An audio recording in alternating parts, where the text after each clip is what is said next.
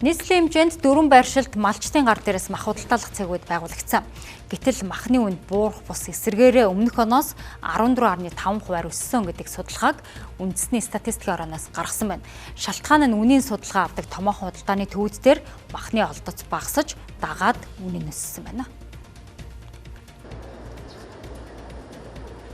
Махны үн бол нэг жилд 1-2 мянган төгрөгөөр өмнө жилээс ирэхэд бол өсдөг байсан бол энэ жилийн тухайд бол энэ өсөлтийн хурцсан бол нэлээд өндөр буюу 3-4 мянгаар ерөнхийдөө бол өмнө жилээс өссөн байдалтай харагдаж байгаа.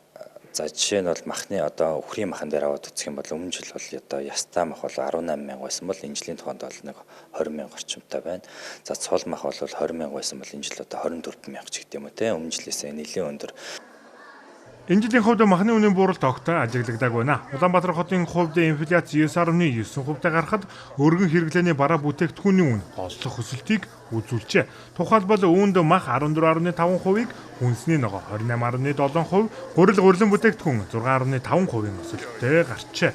Харин Улаанбаатар хотын махны хэрэгцээг хангахад гол үр гүйцэтгэдэг хүчит шонхор захын худалдаачид махны үнийн өсөлтийг инхүү тайлбарллаа.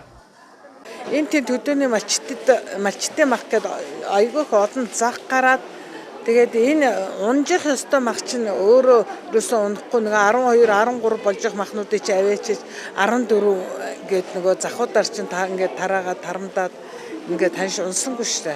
Олон газар ингээд хэсэгчилж байгаад болохоор нөгөө үн хямдтай махнууд чинь тэрүүгээр яваад юусэн үн унсангүй.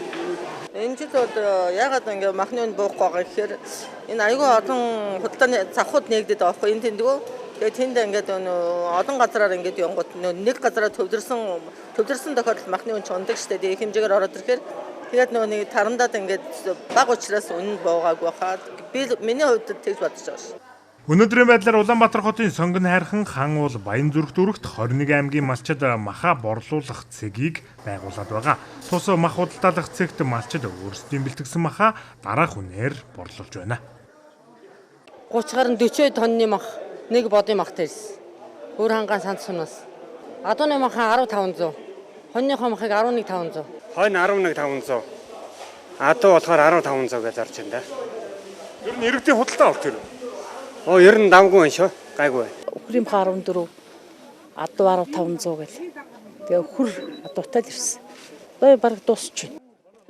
Улаанбаатар хотод нийт 4 цэгт байгуулагдаад байгаа махны цэгийг зорих иргэдийн цуваа тасрахгүй байна. Гэхдээ үүнийг дагаад эрүүл ахуйн байдал хамгийн гол нь махны чанарын асуудал яригдана. Учир нь шинээр байгуулагдаад байгаа эдгээр цэгүүдэд чанар муутай гарал үүслийн баталгаагүй махыг борлуулж байгаа нь махны үн буурахгүй байх шалтгаан нөхцөл болоод байгаа гэдгийг зарим худалдаачдын зүгээс хэлж байна.